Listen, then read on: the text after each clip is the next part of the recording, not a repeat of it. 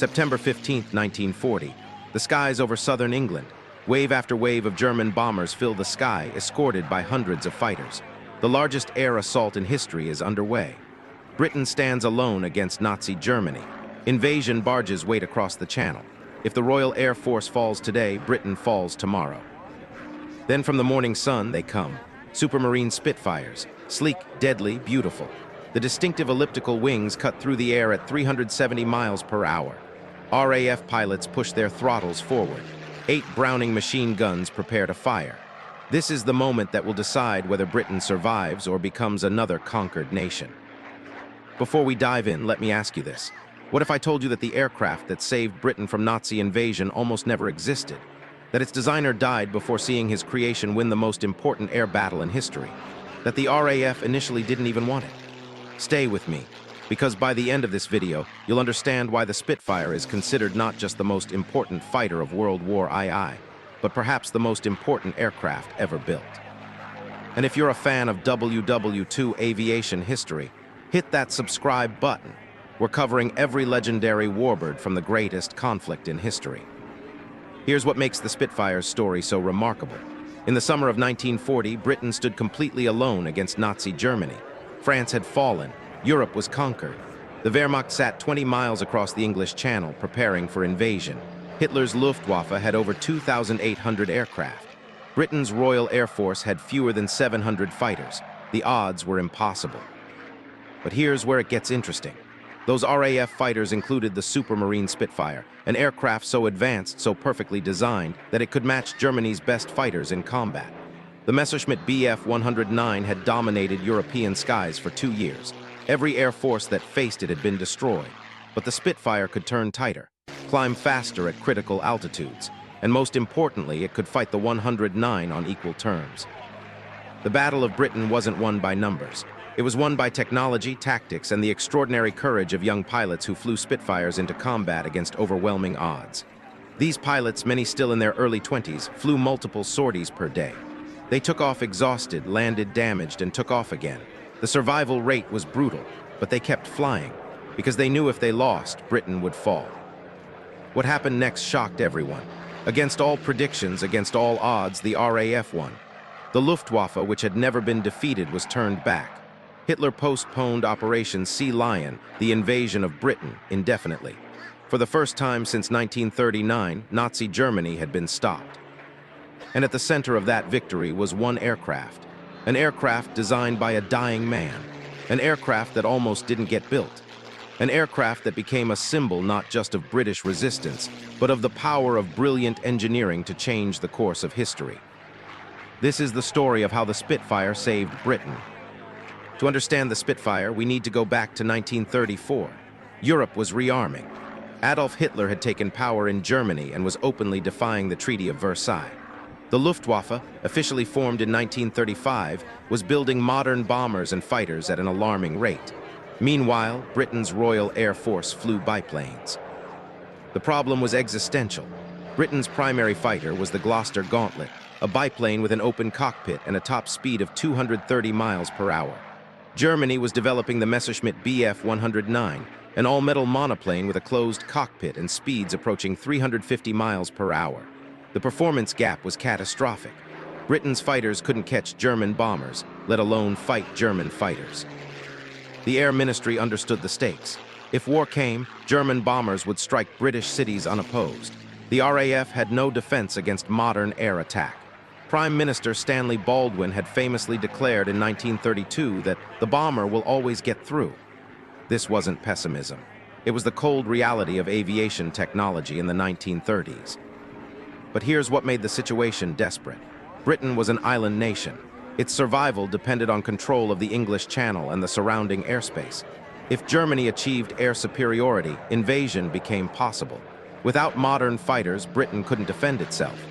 The empire, the industrial base, the entire nation was vulnerable. The Air Ministry issued specification F-730 calling for a new fighter. The requirement seemed impossible for 1934 technology. Maximum speed of at least 250 miles per hour. 4 machine guns, good maneuverability, enclosed cockpit. But these specifications were already outdated before ink dried on the paper. Germany's fighters would exceed these capabilities easily. Aircraft manufacturers across Britain submitted designs. Most were conservative, incremental improvements over existing biplanes. The Air Ministry received proposal after proposal for aircraft that would be obsolete before they entered service. Time was running out. German rearmament accelerated. The Luftwaffe grew larger and more capable every month. Meanwhile, a small aircraft company in Southampton employed a designer named Reginald Joseph Mitchell. Mitchell had spent years designing racing seaplanes that won the Schneider Trophy, pushing speed and performance to unprecedented levels. He understood high-speed aerodynamics better than almost anyone in Britain, and he had strong opinions about what a modern fighter needed. Mitchell looked at the Air Ministry specifications and rejected them. The requirements were too conservative, too limited. If Britain was going to survive the coming war, it needed more than an adequate fighter.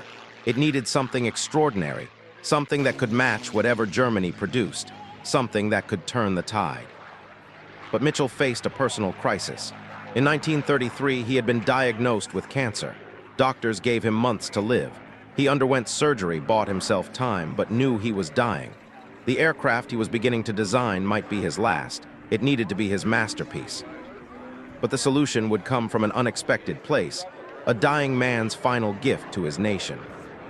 Enter Reginald Joseph Mitchell, chief designer at Supermarine Aviation Works. Mitchell was 39 years old and dying of cancer. He had months, perhaps a year if he was lucky. But he had one more design in him, one more aircraft, and he was determined to make it count. Mitchell's philosophy was radical. Instead of designing to the Air Ministry's specifications, he would design the fastest, most maneuverable fighter physically possible with current technology. He would start with a clean sheet of paper and optimize every single element for performance. No compromises, no conservative choices. Everything would be pushed to the absolute limit. The breakthrough came in the wing design. Mitchell and his team designed an elliptical wing, thin, graceful, aerodynamically perfect. This wing shape reduced drag dramatically while providing excellent lift characteristics. It was difficult to manufacture. It was expensive, but it gave the aircraft performance advantages that couldn't be matched by conventional designs. That distinctive elliptical wing would become the Spitfire's signature feature. But here's where things got complicated. The aircraft Mitchell envisioned needed an engine that didn't exist yet. Rolls-Royce was developing the Merlin, a liquid-cooled V12 engine that promised over 1,000 horsepower. But the Merlin was unproven, still in testing. Mitchell was betting everything on an engine that might not work. It was an enormous gamble. The fuselage design was equally innovative. Stressed skin construction, where the metal skin itself bore structural loads. Retractable landing gear that folded elegantly into the wings. A narrow, streamlined profile that minimized drag. Every detail was optimized for speed and efficiency. The aircraft would be beautiful, but beauty wasn't the goal. Performance was everything. Mitchell worked obsessively through 1934 and 1935, even as his health deteriorated. His team watched him push through pain, refusing to slow down. He knew this was his last design. It had to be perfect. Stay with me because this next part is crucial. The prototype, designated Type 300, began taking shape in late 1935.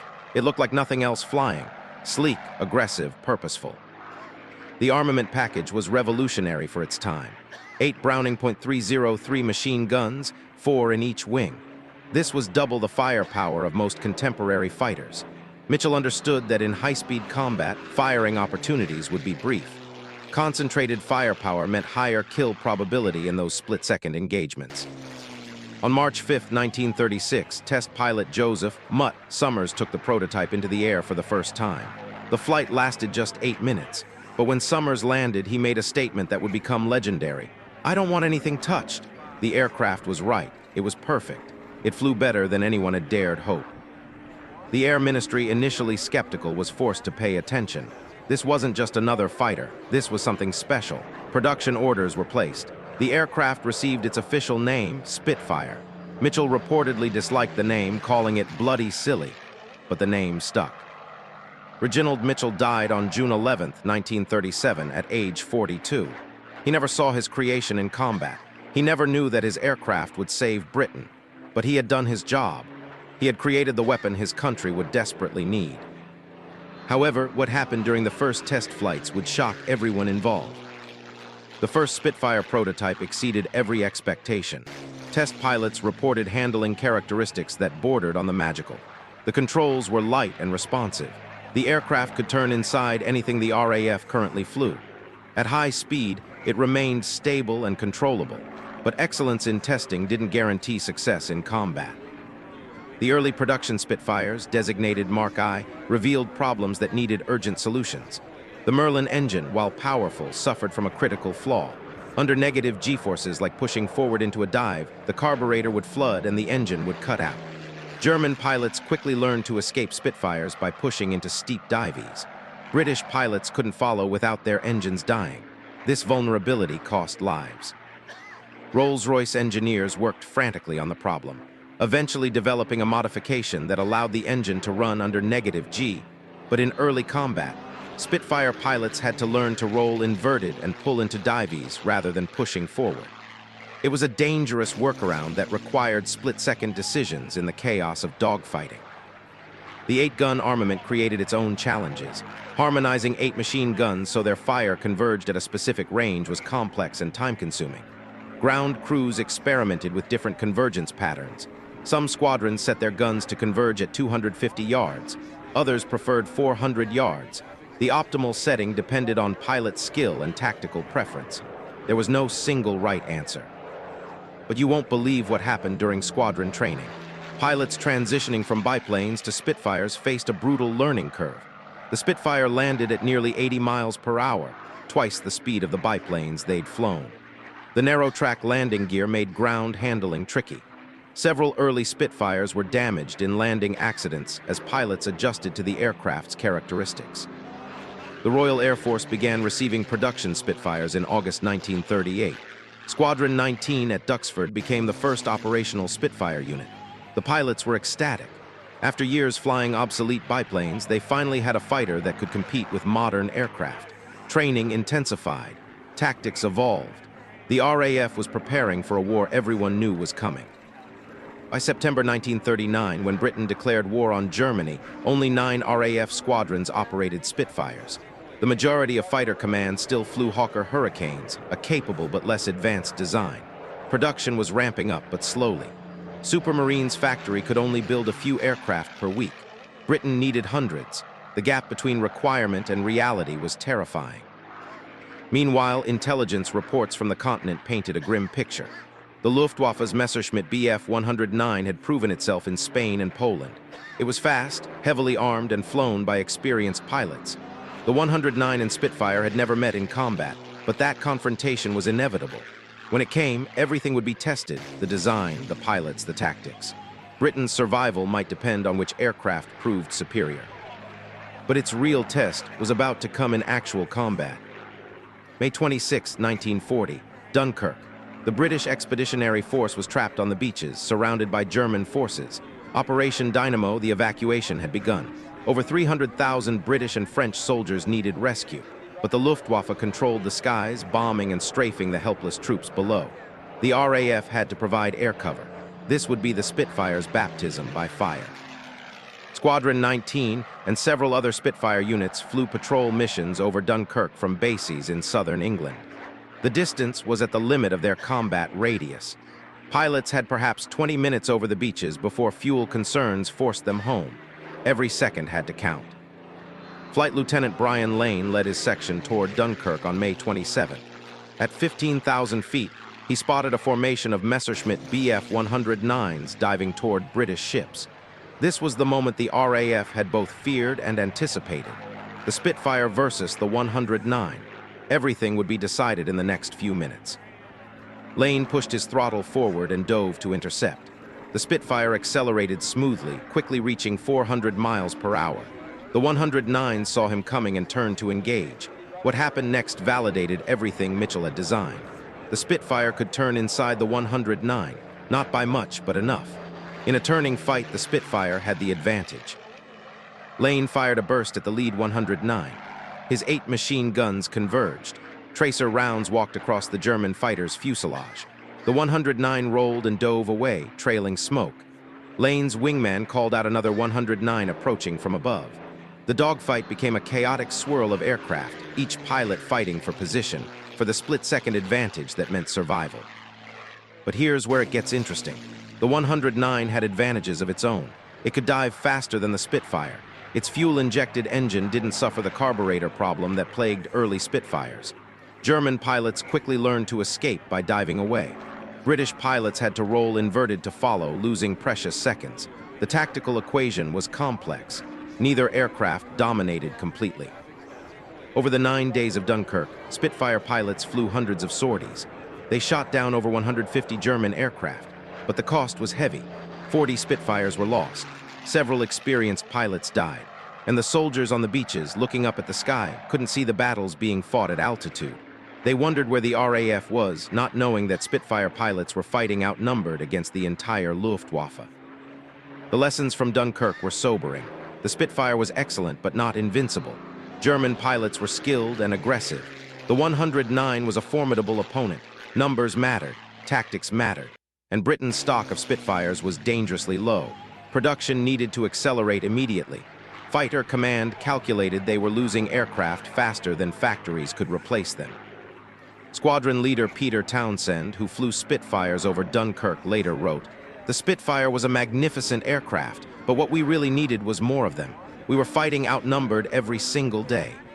His words captured the desperate reality. Britain had the right aircraft, but did it have enough? June 4, 1940. The Dunkirk evacuation was complete. Over 338,000 soldiers had been rescued. The RAF had bought them time with blood and courage, but France was falling. Soon, Britain would stand alone.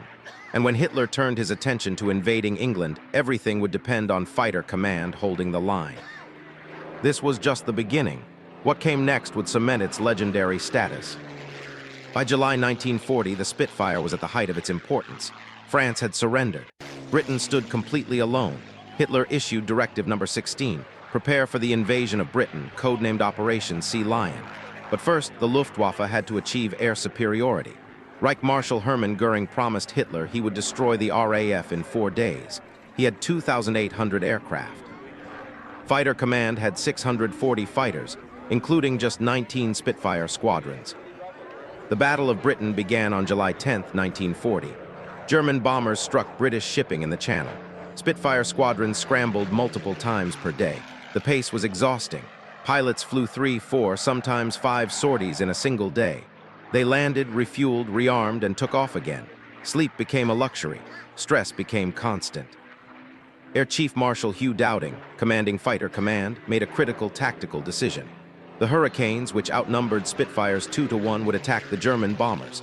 The Spitfires would engage the 109 escorts, keeping them away from the Hurricanes.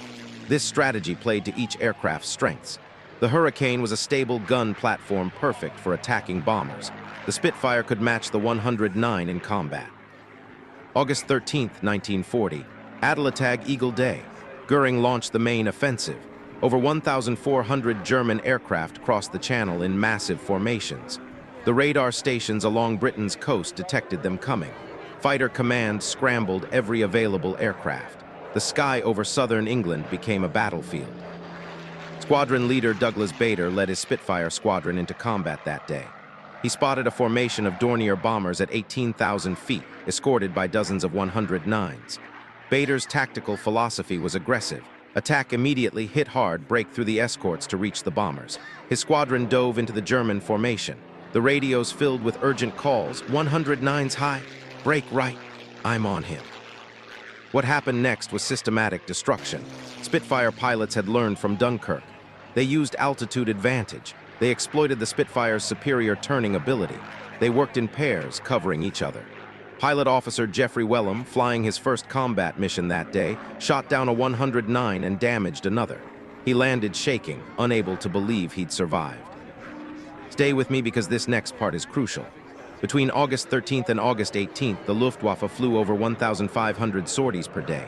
Fighter Command was stretched to breaking point.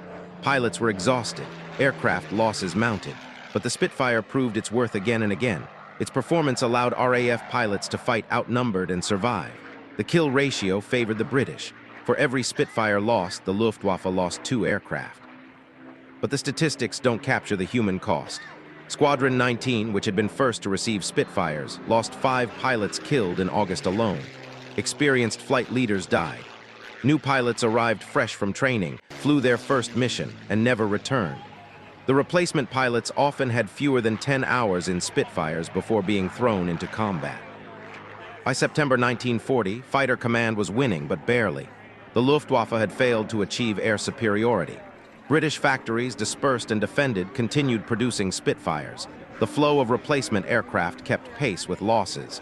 Goering's promise of 4 days had become 6 weeks of grinding attrition, and he was losing. The Spitfire had become more than an aircraft. It was a symbol of British defiance. When civilians looked up and saw the distinctive elliptical wings, they knew they were protected. When German bomber crews saw Spitfires approaching, they knew the mission would cost them dearly. But every legend has its darkest moment. Despite its success, the Spitfire wasn't invincible. The aircraft had limitations that became painfully apparent as the battle intensified. Understanding these weaknesses is crucial to understanding why the Battle of Britain was so desperately close. The Spitfire's greatest tactical weakness was endurance. With a combat radius of roughly 130 miles and 20 minutes of combat time at full power, Spitfire pilots had minimal margin for error. Once fuel ran low, they had to break off combat immediately and race for home.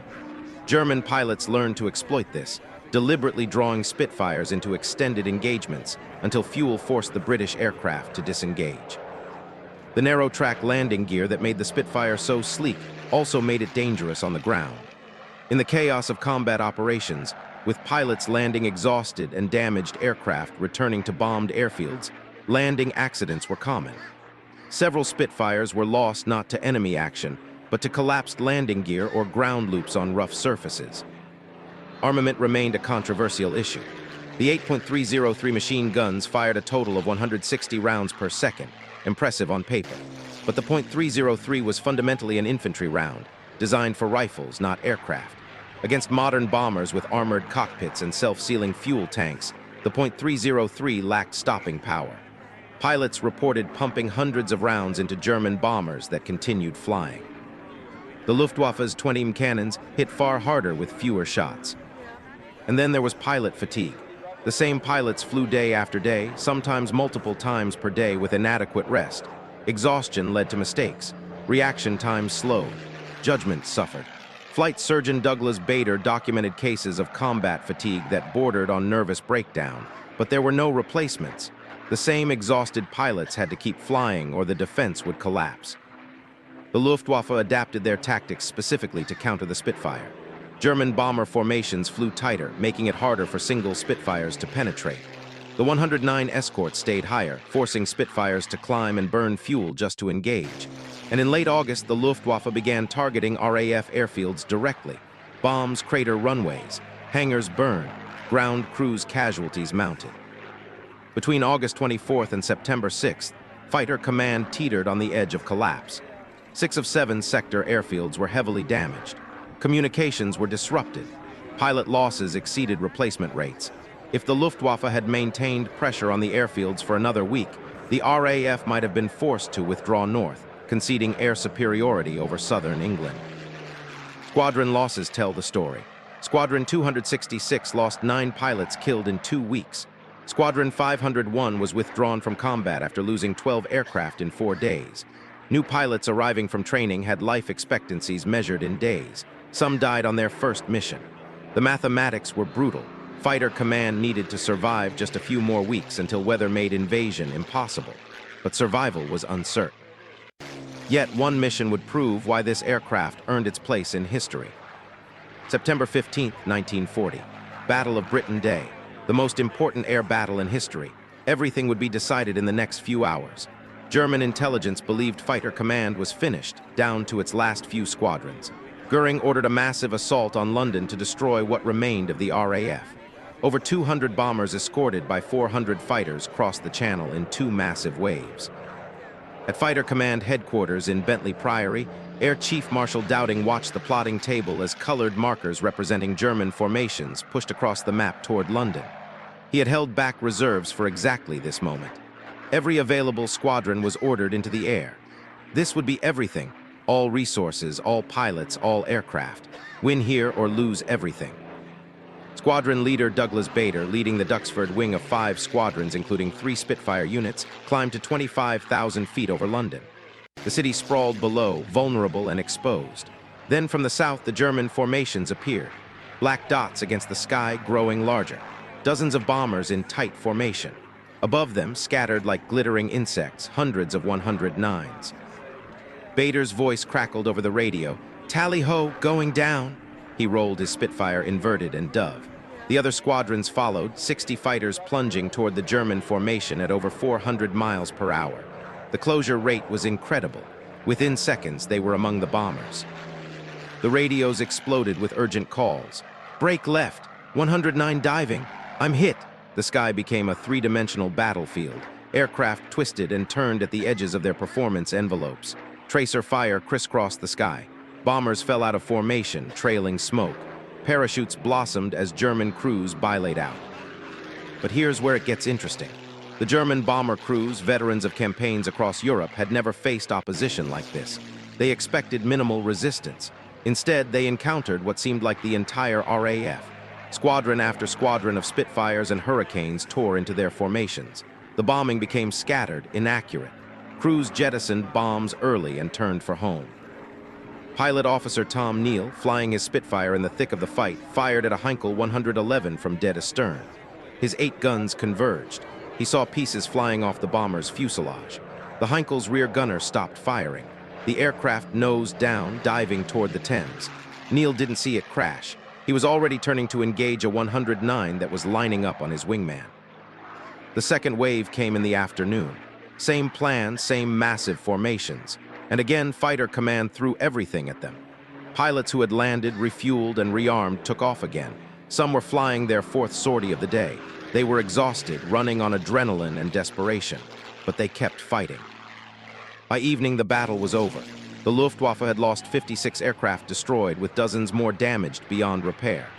Fighter Command lost 26 fighters, but the real victory was strategic. The myth of German invincibility was shattered. British pilots had faced the Luftwaffe's maximum effort and won decisively. Churchill visited Fighter Command headquarters that evening and famously asked Dowding, "How many reserves do you have?" Dowding replied, "There are none." 2 days later, Hitler postponed Operation Sea Lion indefinitely. The invasion of Britain was canceled. For the first time since 1939, Nazi Germany had been stopped. And at the center of that victory was the Spitfire, Mitchell's masterpiece, flown by exhausted young pilots who refused to surrender their sky. As the war progressed, the Spitfire would continue to evolve. By 1941, the Spitfire was no longer fighting for Britain's survival. It was taking the fight to Germany. The aircraft evolved rapidly, with new variants appearing every few months. Each mark brought improvements, more powerful engines, better armament, enhanced performance. The Spitfire that ended the war bore little resemblance to the aircraft that saved Britain in 1940.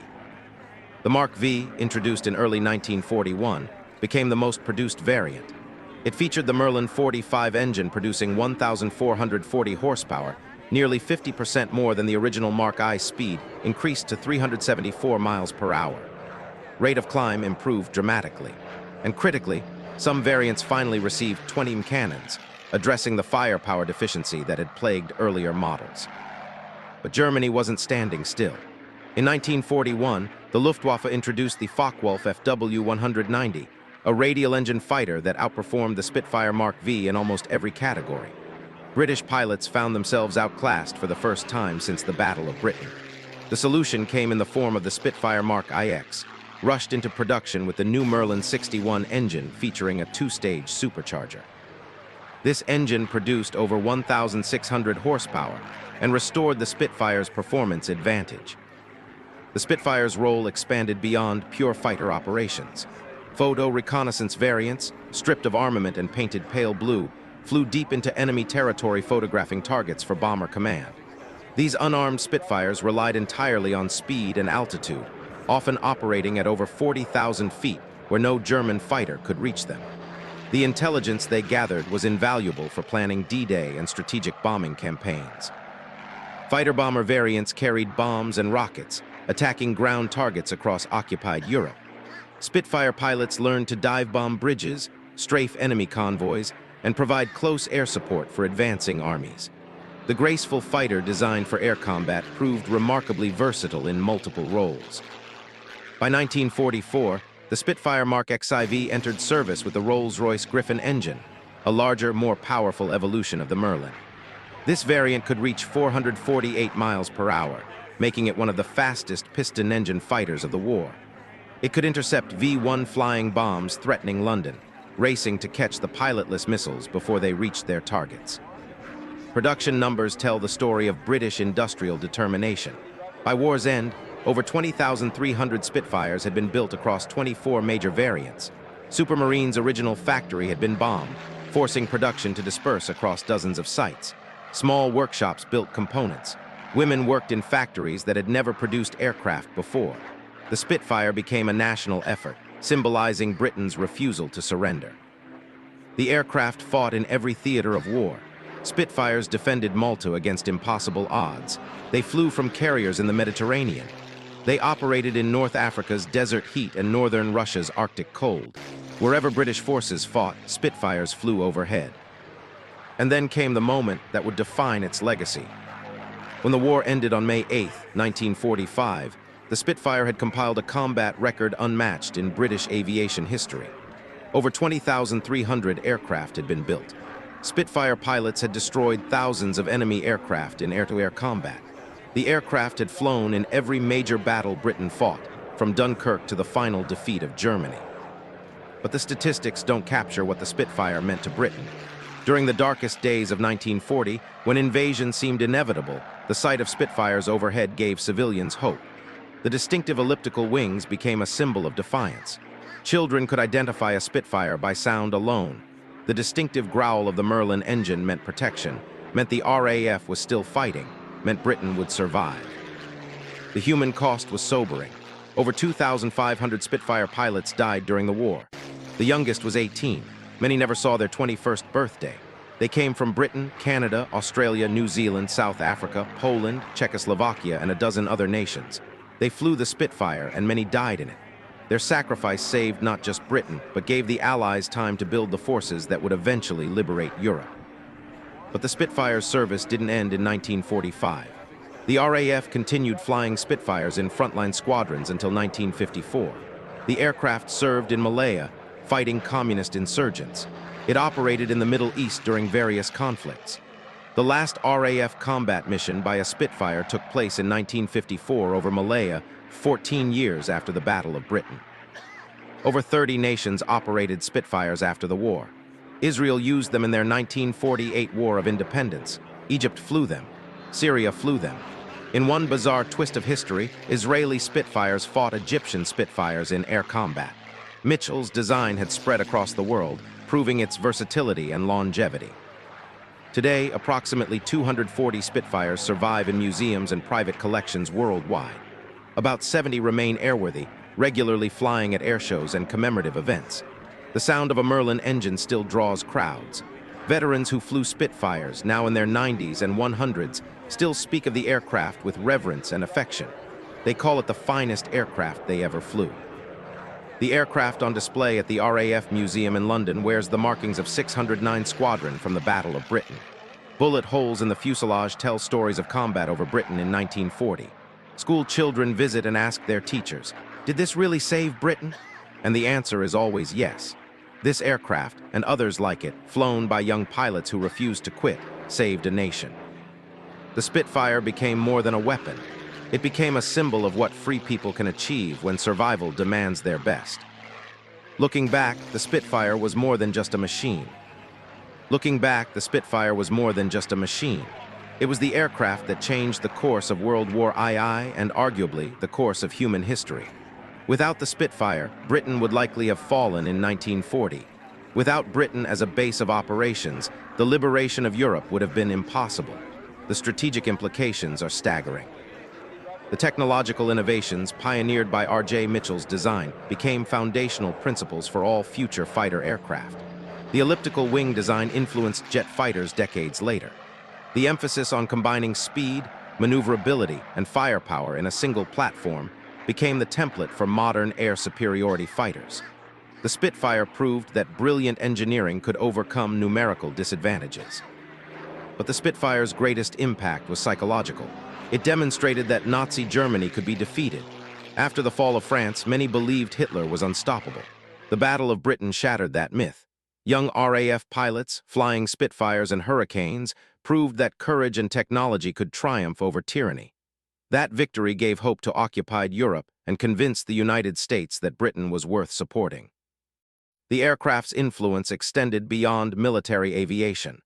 The Spitfire became part of British cultural identity, symbolizing the nation's finest hour. It appears in films, books, museums, and collective memory as the embodiment of British determination.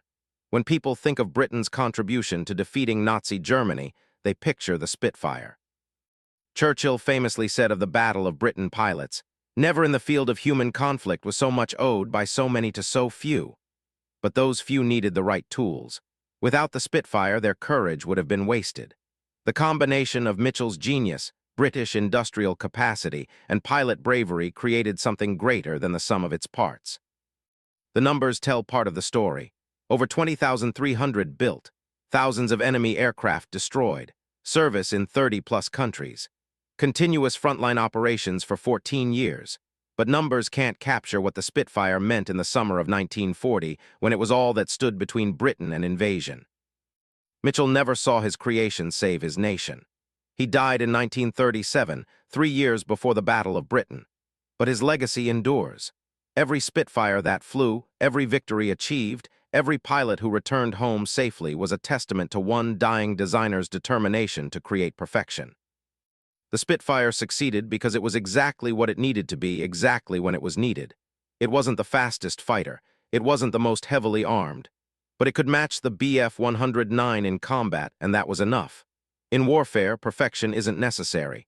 Good enough at the right moment can change everything. The Spitfire was Britain's good enough, and good enough saved the world. So there you have it, the complete story of the supermarine Spitfire, the aircraft that saved Britain from Nazi invasion. From R.J. Mitchell's dying determination to create a masterpiece, through the desperate battles of 1940, to its evolution into one of the most versatile fighters of the entire war, this aircraft proved that brilliant engineering combined with extraordinary courage can overcome impossible odds. Over 20,300 Spitfires were built, flying hundreds of thousands of combat missions, and achieving victory in the most important air battle in history, the Battle of Britain.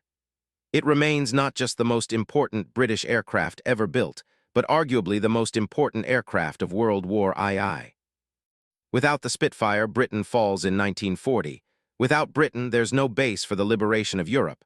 Without the liberation of Europe, the world would be unrecognizable today. One aircraft, one designer, one desperate summer, everything changed. What impressed you most about this legendary warbird? Was it Mitchell's genius, the pilot's courage, or the fact that Britain's survival came down to a few hundred aircraft and the men who flew them? Let me know in the comments below. And if you want to see more deep dives into WWII's greatest aircraft, subscribe and hit that notification bell. We're covering the P-51 Mustang, the Lancaster bomber, the Messerschmitt 109, and every other legendary aircraft from the greatest conflict in history. Thanks for watching WWII Aviation, and I'll see you in the next one.